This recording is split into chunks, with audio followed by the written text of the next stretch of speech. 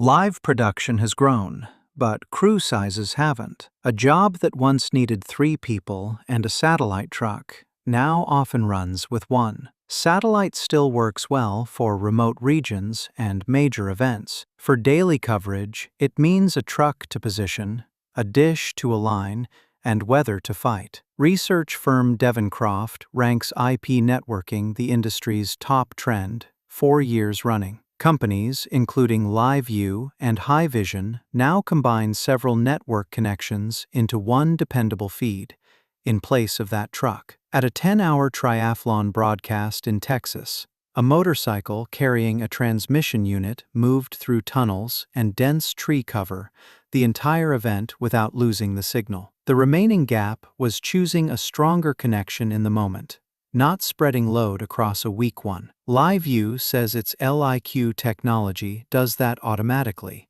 using patterns from millions of past sessions. That claim currently rests mainly on LiveU's own case studies, not independent data. What changed isn't the idea of internet-based broadcasting. It's confidence the connection holds, even where a truck used to be the fallback.